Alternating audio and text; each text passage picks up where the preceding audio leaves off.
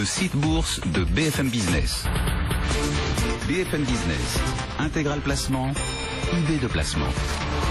On évoque à présent le marché de l'art sur BFM Business et Cyril Coiffet vient de nous rejoindre. Bonjour. Bonjour Cédric. Vous êtes le patron d'Expertissime.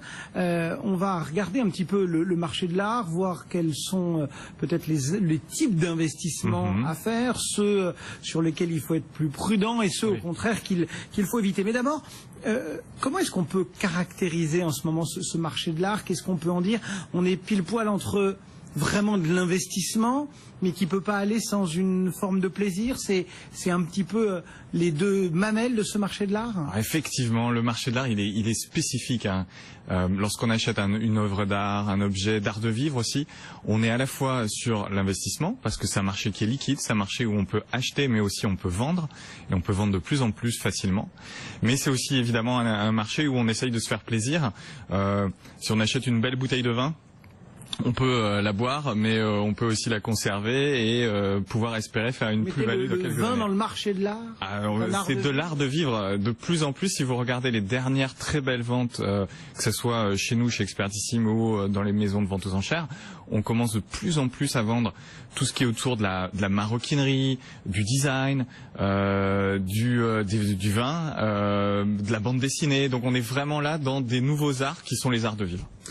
Quelles sont les questions, les bonnes questions à se poser et quelles sont les erreurs à ne pas commettre? Commençons par les bonnes questions à se poser avant de vouloir investir sur ce marché de l'art. Alors, il faut d'abord déterminer ce qu'on veut faire en termes de rendement. Qu'est-ce qu'on attend? On attend un rendement faible sur le long terme, auquel cas il faut vraiment privilégier un investissement plaisir. Ou alors, on veut vraiment surfer sur certaines vagues, des vagues un peu spéculatives qui existent au sein du marché de l'art. Et là, il faut investir sur certaines catégories d'objets. D'accord, on va rentrer dans le détail. Les erreurs à ne pas commettre aujourd'hui. Les erreurs à ne pas commettre. C'est de se précipiter, c'est de surpayer.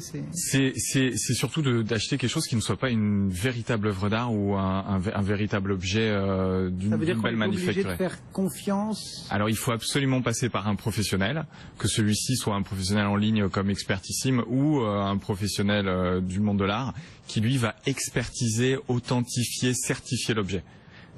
Aujourd'hui, quels seraient, s'il ne fallait en retenir qu'un, la catégorie à laquelle vous ne feriez plus confiance dans ce marché de l'art? Qu'est-ce qui a soit trop monté ou qui est plus du tout au goût du jour, sur lequel il faut même pas jeter son dévolu? Alors il faut faire, je pense, assez attention à l'art africain. L'art africain, aujourd'hui, 95% de la production qui existe sur le marché est une production qui est extrêmement récente et sont des copies. Donc on peut avoir des jolis masques africains aujourd'hui chez soi pour se faire plaisir. Par contre, c'est absolument pas un investissement. Donc là, on est en dehors de la catégorie des investissements. A contrario, tout ce qui est autour des vases chinois notamment. Donc l'art asiatique. L'art asiatique.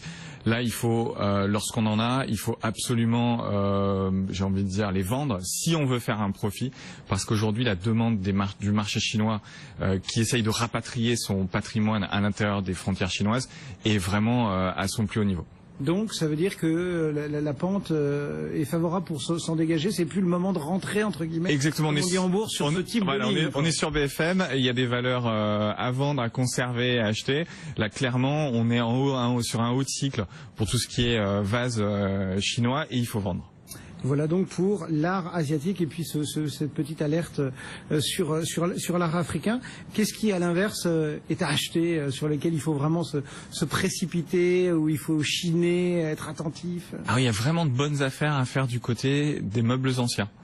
Donc c'est vaste et vague, j'ai envie de dire, meubles. On va dire les meubles style Louis XV, Louis XVI, mais attention, hein, il faut du meuble certifié, authentifié, d'une certaine valeur. Donc il faut un beau bureau avec de beaux plaquages. Pourquoi? Parce qu'aujourd'hui, il y a une désaffection de la part de la génération des, on va dire, 40-50 ans pour ce genre de mobilier. Et il y a une demande forte, mais à l'étranger, à l'international. Donc il y a vraiment de belles affaires à faire en achetant de beaux bureaux, de belles armoires, de beaux placards, de belles tables et de belles chaises aussi. Et en allant sur une plateforme qui vous permettrait de les vendre notamment au marché américain. D'accord. Est-ce que entre les deux, on a le ventre mou, d'autres secteurs sur lesquels il faut être plus neutre? Alors, nous, on pense chez Expertissime qu'il faut conserver toute une série d'œuvres et d'objets qui sont très intéressants d'un point de vue placement. Il y a tout ce qui est autour de la photographie. Il y a un engouement justement pour la génération des 40-50 ans autour de la photographie. Donc ça va prendre de plus en plus de valeur, tout comme la bande dessinée. Si vous avez des vieux Tintin, des vieux Astérix, gardez-les, ils vont continuer à prendre de la valeur. Tout ce qui est design aussi, donc des chaises Eames par exemple, il faut absolument garder ça. On n'est pas encore arrivé en haut de cycle. Bon, ça veut dire si on n'en a pas, c'est peut-être plus la peine d'en acheter.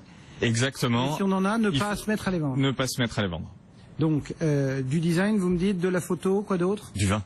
Le vin. Le vin continue à progresser lentement mais sûrement. Pourquoi? Parce qu'il y a une demande internationale qui est de plus en plus forte, notamment grâce à la baisse de l'euro.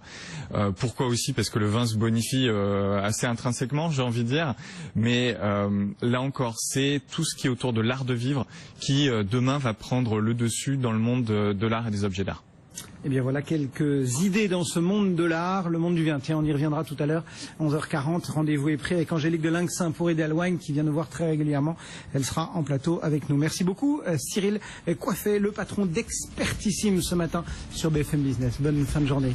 Le CAC 40, 5095 points, il perd 0,23%. Restez avec nous dans un instant, un point complet sur l'actu.